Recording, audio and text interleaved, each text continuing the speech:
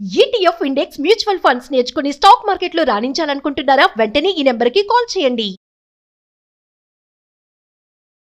నమస్తే రమ్మగారు. నమస్తే జయ. చందమామ కథ ఒకటి చెప్తారండి. ఇంకోటి చెప్దాం.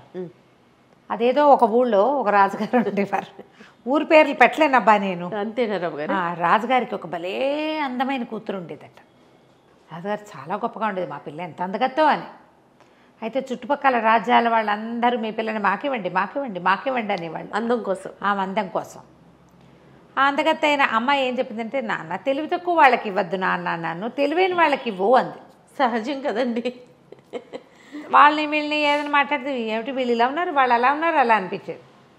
కొంతమంది తెలివిగల వాళ్ళుగా కనపడేవారు, కానీ వాళ్ళు తనకంటే తెలివిగల వాళ్ళు కాదేమో అనిపించేది. సరే, ఈ లోపల ఊళ్ళో కూడా బాగా సంపాదన పరులైన వాళ్ళు, అంటే మంచి ధనవంతులైన వాళ్ళు, చిన్న రాజ్యం అది, అమ్మాయిని మాకు ఇవ్వండి రాజ్యాన్ని మేము సేఫ్గా చూసుకుంటాం ఇలాంటివి కూడా చెప్తుండేవాళ్ళు. చివరికి ఆయన గుళ్ళు మండిపోయింది. ఇలా కాదు, మా పిల్లకి స్వయంవరం లేదు, నేనే చెప్తా, నన్నెవరు మోసం చేస్తారో వాళ్ళకి నా పిల్లని ఇస్తానండి. నన్ను మోసం చేయలేకపోతే 100 కొరడ దెబ్బలు బడికి అని చెప్పాడు. అయినా సరే రాజకుమార్తె తాలూకు సౌందర్యం పట్ల ఆసక్తితోటి వారా వీరా వచ్చేవాళ్ళు రాజుగారికి ఏవో ఒకటి పిచ్చి మాటలు చెప్పి ఆయన్ని మోసం చేయలేక ఆయన్ని బోల్తా కొట్టించడం వాళ్ళ వల్ల గాక కొరడా దెబ్బలు తినిపోయేవాళ్ళు. క్రమంగా యువరానికి పెళ్ళవుతుందని ఆశ కోల్పోయారు జనాలు. రాజుగారు అతి తెలివి కలిగిన వాడు, ఆయన మోసం చేయటం అంత ఈజీ కాదు. ఎలాగా? సరే, ఈ ఊళ్ళో ఒక వ్యాపారస్తుడు ఉన్నాడు, మంచి డబ్బులున్నాయి ఆయనకి. ఆ పళ్ళాన 2-3 రాజ్యాలు కొనేయగలడు ఉన్న పళ్ళాన. అయితే ఆయనకి 3 అబ్బాయిలు ఉన్నారు. పెద్దవాళ్ళు ఇద్దరు మంచి చురుకైన వాళ్ళు. వ్యాపారం 3 పువ్వులు 6 కాయలు 16 పువ్వులు కూడా చేసి పారేశారు. 3వ వాడి పేరు బుద్ధుడు. వాడికి ఏం రాదు, వాడు ముద్దురా చిప్ప. ఏదో చేసుకుని ఆడుకుంటూ ఉండేవాడు. ఉత్సాహం లేదు వాడికి, ఏమి వ్యాపారంలో అసలు ఆసక్తి లేదు. సరే, లాభం లేదని ఈ రాజుగారు, ఈ వ్యాపారస్తుడి కొడుకులు అన్నారు, నాన్న రాజుగారు అంతు చూసి మేము రాకుమార్తెను పెళ్లి చేసుకుంటామని పెద్ద అబ్బాయి వెళ్తానన్నాడు అనేసరికి సరే పంపించాడు. ఆయనకి ఏంటంటే తన కొడుకుల తెలివి మీద చాలా నమ్మకం ఉంది. ఆయన ఎక్కువ నమ్మాడు. మరి నమ్మి, వెళ్ళరా నువ్వైతే సాధించుకొచ్చేస్తావు, క్షణం నీకు ఎంతసేపు రాజును మోసం చేయటం, నీకు చిటికలో పని వెనతో పెట్టిన విద్య, అలాంటివి చెప్పి పెద్ద అబ్బాయిని పంపాడు. పెద్ద అబ్బాయి వెళ్ళాడు, రాజుగారి దగ్గరికి వెళ్ళి కూర్చున్నాడు. రాజుగారు రెడీగా ఉన్నారు. అదేంటండి ఆ చిలక ముక్కు ఆ రంగులో ఉంది అన్నాడు. అనేసరికల్లా ముక్కు ఆ రంగులో ఉండేటువంటి, నీ కళ్ళే ఆ రంగులోనే, చిలక ముక్కు ఎర్రగానే ఉంటుంది, నన్ను అడు తిప్పలేవు పో అనేసాడు. ఆ చిలక ముక్కు ఆ రంగులో ఉందనగానే ఏది అంటాం మనం సహజంగా. పారలేదు, చిలకలు భలే ఉన్నాయి అన్నాడు. దానికి పారలేదు. ఆ బాతులు ఒక్క కాలు మీద నడుస్తాయండి, బాతులు ఒంటి కాలు మీద నడవటం ఏంటి? మన ఊళ్ళో ఉన్న బాతులన్నీ ఒకేలా నడుస్తాయి. ఇక చిలక లేదు, బాతు లేదు, ఎలుక లేదు, ఏం చేసినా ఆయన వినట్లేదు, పంపించేశాడు.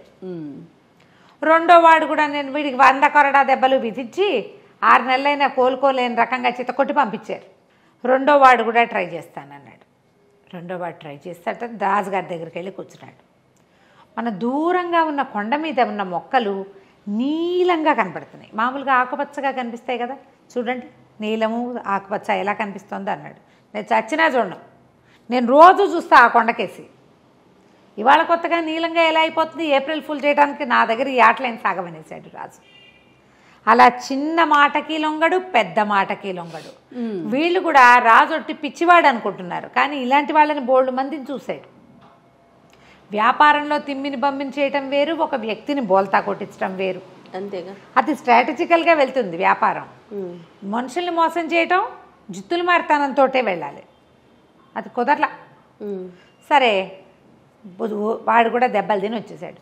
3వ వాడిని నేను కూడా పోయేస్తా నాన్న అనగానే వాళ్ళ నాన్న అన్నాడు, ఒరే మహామహులు వీళ్ళిద్దరూ, బుద్ధుడు పండితులు, వాళ్ళే హ్యాండిల్ చేయలేకపోయారు, బుద్ధుడివి నీ వల్ల ఏమవుతుందని ఒట్టి తింగరవే తవ్వి, తింగరాడివి నువ్వు, నీ వల్ల అసలు కాదు, నీకేమీ రాదు, నువ్వు వ్యాపారమే పట్టుబడలేదు, నీకెందుకురా వృధాగా దెబ్బలు తింటావంటే, సరే ఆ దెబ్బలు ఏమిటో వాళ్ళిద్దరూ తిన్నారు, నేను తినపోతే ఎట్టా, నేను కూడా తింటా అన్నాడు.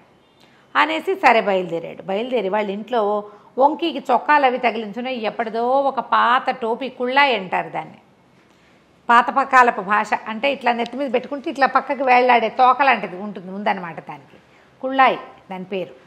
పాతది డిప్పలా ఉండి ఇట్లా కోసుగా ఉంటుంది, కోన్లా ఉంటుంది, దాని మించి ఒక కుచ్చు వేళ్లాడుతూ ఉంటుంది.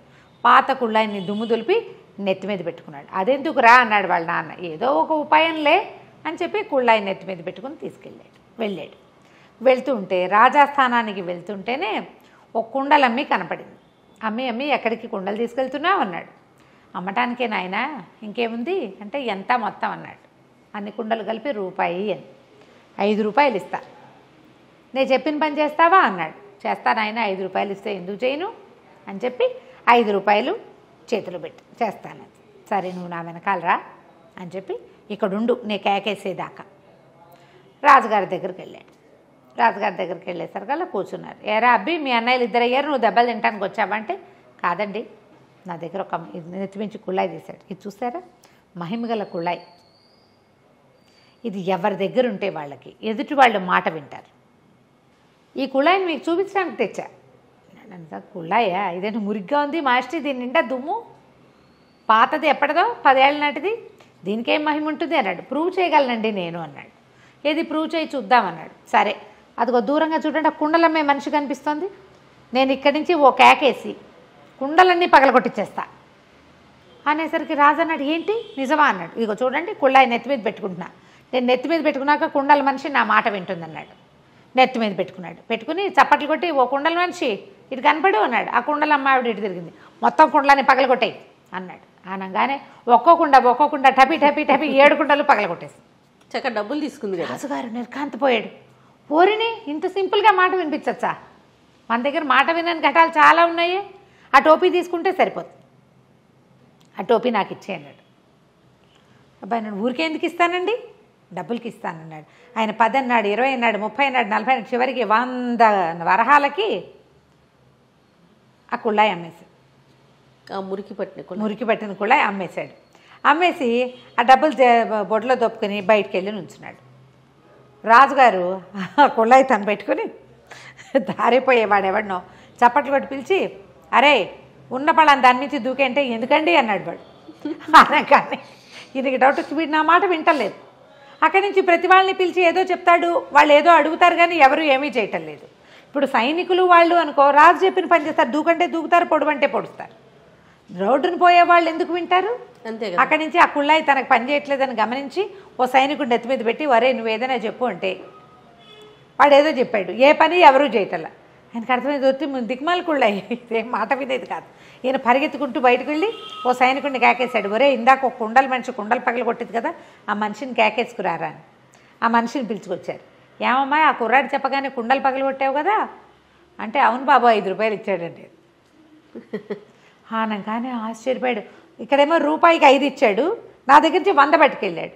అప్పుడు ఆ కుర్రాడు పక్కన దాక్కున్నాడుగా వచ్చాడు. మీరు మోసపోయారు కదా, మీ అమ్మాయిని ఇచ్చి నా పెళ్లి చేయండి అన్నాడు. ఈ బోడి మొహంలో ఉన్నాడు, వీడికి ఎందుకు ఇవ్వాలనిపించింది ఆయనకి. అయితే ఏమన్నాడు, అలా కాదు, ఇంకొక పరీక్ష పెడతా, నువ్వు ఎలాగైనా సరే మా మంత్రి ఉన్నాడే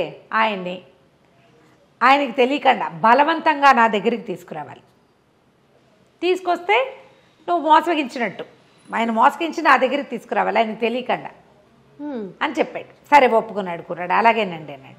ఈయన వెంటనే మంత్రికి కబురు చేశాడు. ఫలానా వ్యాపారస్తుడు 3వ కొడుకు బుద్ధుడు అనేవాడు నీ దగ్గరకు వస్తాడు, నువ్వు వాడి మాట వినద్దు, వాడు నీ దగ్గరికి రానివ్వకుండా నేను 100 మంది సైనికుల్ని కాపలా పెడతాను అనేసరికి సరే అన్నాడు. మంత్రి గారి ఇంటి చుట్టూతా కాపలా పెట్టారు, వాడిని లోపలికి రానివ్వరు. వీడేం చేశాడు, ఒక గోను సంచి తీసుకుని ఆ గోను సంచిలో కూర్చుని ఆ సంచితో సహా మంత్రి గారింటి ముందు దొరలటం మొదలుపెట్టాడు. మంత్రి గారింటి ముందు దొరలేసరికల్లా ఎవడరా నువ్వు, ఏంట్రా ఇది సంచితో సహా దొరుకుతున్నావు అని మంత్రి గారు బయటకు వచ్చి అడిగాడు. అడిగితే మూట తీసి చూశారు, వీడని తెలిసి. ఏమిట్రా ఇందులో కూర్చొని దొరుకుతున్నాడు, ఇది జ్ఞాన సంచి అండి, ఇందులో కూర్చున్న వాళ్ళకి వీళ్ళు చెప్పిన మాట అవతల వాళ్ళు వింటారు. ఇందులో ఉండటమే, మనం కాసేపు దొరలేమంటే చాలు అనగానే మంత్రి గారు నిజమా అన్నాడు. అవునండి, అవును, మనం ఏదనుకుంటే అది చేస్తాం, నేను రాజుగారిని మోసం చేశాను ఈ సంచిలో కూర్చునే అనగానే ఆయన మంత్రి గారు ఉత్సాహం వచ్చింది. ఆయనకి చిన్న మంత్రి హోదాలో ఉన్నాడు, పెద్ద మంత్రి అయిపోవాలని ఉంది పాపం ఆయనకి. అందుకని ఏం చేశాడు, ఎవరు ఉండరా నువ్వు బయటిరా, నేను కూర్చుంటానని ఆ సంచిలో కూర్చోగానే వీడు మూతి కట్టేసి ఆ సంచి ఈడ్చుకుంటూ తీసుకుపోయాడు. ఆయన లబోదిబో ఆ సంచిలో. ప్రతివాడికి అత్యాస ఉంటుంది కదా. వీడి రాజుగారి దగ్గర తీసుకుపోయి సంచి బుడదీశాడు. అందులోంచి మరి మిడిల్ సైజు మంత్రి గారు లేచి నుంచున్నాడు. ఇదేమిటి ఈ సంచిలోకి ఎలా వచ్చిందంటే, అందరూ నా మాట వింటారని చెప్పాడంటే జ్ఞాన సంచి అన్నాడు, అందుకని ఎక్కానండి అన్నాడు. ఎలాగైనా మంత్రిని తీసుకురావాలి, సైనికుల్ని తీసుకెళ్ళి కాదు. ఇప్పుడు దొరికేశాడుగా.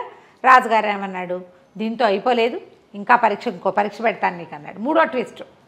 సరే అక్కడి నుంచి ఏం చేశారు, యువరాణి మందిరానికి రా నువ్వు కూడా అని చక్కగా తయారు చేయించారు వీడిని పెళ్లి కొడుకులాగా. అక్కడ 70 మంది అమ్మాయిలు ఉన్నారు.